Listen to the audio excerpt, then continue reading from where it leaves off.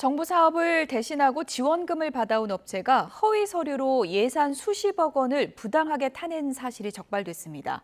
장애인이나 취약계층에게 지급되는 복지 상품권의 일종인 바우처 서비스 역시 부정수급 실태가 심각한 것으로 드러났습니다. 김대겸 기자입니다. 지난해 국민권익위원회는 정부 지원금 횡령이 의심된다는 2건의 공익신고를 받았습니다. 화학물질 안전교육이나 환경부 위탁 사업을 하는 한국화학물질관리협회에서 수십억 대의 지원 예산 횡령이 이뤄졌다는 겁니다. 권익위 조사 결과 신고 내용 대부분이 사실로 드러났습니다. 협회는 지난 2016년부터 4년여에 걸쳐 직원들에게 인건비를 고의로 초과 지급한 뒤 이를 다시 회수하는 방식으로 27억 원을 빼돌린 것으로 확인됐습니다.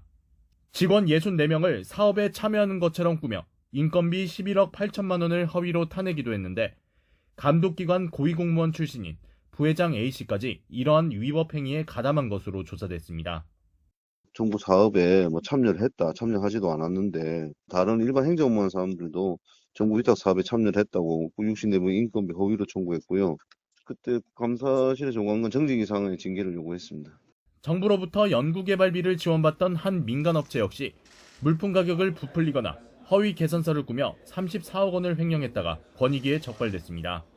두 업체에서만 횡령 금액이 73억 원에 달했고 제재 부과금까지 합하면 총 127억 원의 세금이 환수됐습니다.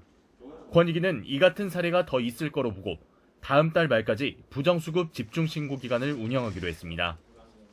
국민의 혈세가 한 푼이라도 헛되이 쓰지 않도록 부정수급 신고 활성화를 유도하고 빈발 취약 분야에 대해서는 지속적으로 집중 점검할 예정입니다. 복지 상품권 일종인 바우처 서비스도 점검 결과 부정수급이 만연한 거로 나타났습니다. 전남 화순의 한 자립생활센터 소속 활동 지원사들은 장애인들의 바우처 카드를 대신 보관하며 허위 결제를 해 4억 9천만 원을 횡령했고 전북 군산에서도 비슷한 방식으로 2억 6천만 원을 빼돌린 사실이 적발됐습니다. 지난 4년여 동안 바우처 관련 부정수급 적발 건수는 2만 8천여 건으로 이 가운데 64개 지자체에서는 220억 원의 제재 부과금을 부과하지 않는 등 조치도 소홀했던 것으로 드러났습니다. YTN 김대겸입니다.